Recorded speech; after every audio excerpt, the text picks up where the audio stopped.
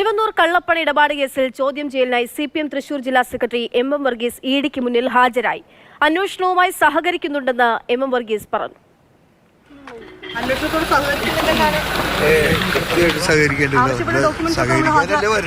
ഈ കരുവന്നൂരിൽ സിപിഎമ്മിന് അക്കൗണ്ട് ഉണ്ട് എന്നാണല്ലോ പറയുന്നത്. കരുവന്നൂരിൽ സിപിഎമ്മിന് അക്കൗണ്ട് ഉണ്ടെന്നാണല്ലോ പറയുന്നത്. അതിൽ കുറ്റകൃത്യത്തിന് പണം എത്തിയിട്ടുണ്ടെന്നാണ് ഇഡി പറയുന്നത്.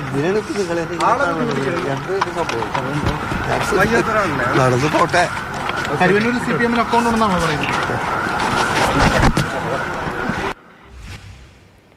രാഗിൻ വിവരങ്ങളുമായുണ്ട്. രാഗിൻ, കഴിഞ്ഞ ദിവസം PR അരവിന്ദാക്ഷൻ ഇഡിക്ക് നൽകിയിട്ടുള്ള അദ്ദേഹത്തിന്റെ സ്വന്തം കൈപ്പടയാൻ എഴുതി നൽകിയിട്ടുള്ള മൊഴിപ്പകർപ്പ് ലഭ്യമായിരുന്നു. അതിൽ അന്നത്തെ മന്ത്രി മൊയ്തീനെതിരെയും MP PK ബിജുവിനെതിരെയും ഒക്കെ വലിയ തരത്തിൽ അവരൊക്കെ ഈ പണമിടപാടിൽ പണം വാങ്ങിയിട്ടുണ്ടെന്നുള്ള വെളിപ്പെടുത്തലൊക്കെ ഉണ്ടായിരുന്നു. ഇപ്പോൾ ഈ കരുവന്നൂർ ബാങ്കിൽ CPMന് അക്കൗണ്ട് ഉണ്ടോ എന്നുള്ള ചോദ്യത്തിന് അദ്ദേഹം മറുപടി പറയാതെ പോവുകയാണല്ലേ. ഒപ്പം തന്നെ മറ്റെന്തൊക്കെ കാര്യങ്ങളാണ് അദ്ദേഹം പറഞ്ഞത്? അദ്ദേഹത്തിൽ നിന്ന് ഇഡി എന്തെല്ലാം ചോദിച്ചറിയും ഇനി? കരുവന്നൂർ കള്ളപ്പണ ഇടപാട് കേസിൽ അന്വേഷണം കൂടുതൽ നേതാക്കളിലേക്ക് എത്തുകയാണ്. നേരത്തെ 2 വട്ടം എം വർഗീസ് തൃശൂർ CPM ജില്ലാ സെക്രട്ടറിയെ ചോദ്യം ചെയ്തിരുന്നു. ഇപ്പോൾ ഇതാ വീണ്ടും വിളിപ്പിച്ചിരിക്കുകയാണ്. ഇടയ്ക്ക് ഒരു തവണ അദ്ദേഹം ഹാജരായിരുന്നില്ല.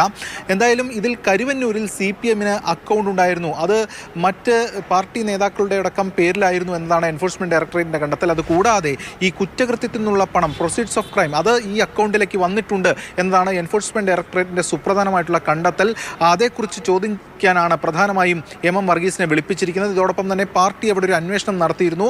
അതിൻ്റെ കണ്ടെത്തൽ, അതുമായി ബന്ധപ്പെട്ട കാര്യങ്ങൾ മാത്രമല്ല ഈ എം വർഗീസ് പല കാര്യങ്ങൾക്കും ഇതിൽ ഒരു സെറ്റിൽമെൻറ്റിൻ്റെ ഭാഗമായി നിന്നിട്ടുണ്ട് എന്നതടക്കമുള്ള പരാതികളുണ്ട്. ഇതടക്കമുള്ള കാര്യങ്ങൾ എം വർഗീസിനോട് ആരായും.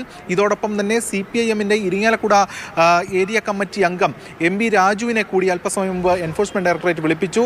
ഈ രാജുവിൻ്റെ അടക്കം ഒരു മേൽനോട്ടത്തിലാണ് ഈ അക്കൗണ്ടുകൾ കൈകാര്യം ചെയ്യപ്പെട്ടിരുന്നത് എന്നതാണ് ED പറയുന്നത്. ഇതിൻ്റെ ഭാഗമായിട്ടാണ് വിളിപ്പിച്ചിരിക്കുന്നത്. ഈ 2 പേരെയും ഒരുമിച്ചിരുത്തിയുള്ള ചോദ്യം ചെയ്യൽ ഉണ്ടാകും.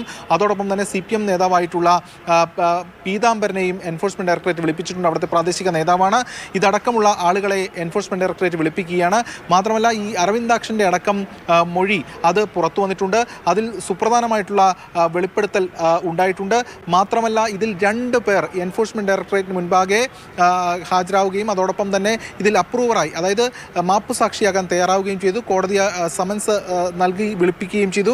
ഒരു അഫിഡവിറ്റ് നൽകിയിട്ടുണ്ട്. അതിൽ കൂടുതൽ നേതാക്കളുടെ അടക്കം പേരുകൾ അതിലുണ്ട് എന്നതാണ് വ്യക്തമാകുന്നത്. അതിൻ്റെ പശ്ചാത്തലത്തിൽ കൂടുതൽ നേതാക്കളിലേക്ക് ഈ അന്വേഷണം പോവുകയാണ്. AC മൊയ്തീൻ ഉൾപ്പെടെയുള്ള മുൻമന്ത്രി AC മൊയ്തീൻ അടക്കമുള്ള നേതാക്കളെയും വരും ദിവസങ്ങളിൽ വിളിപ്പിക്കുമെന്ന സൂചനയാണ് ED വൃത്തങ്ങൾ നൽകുന്നത്.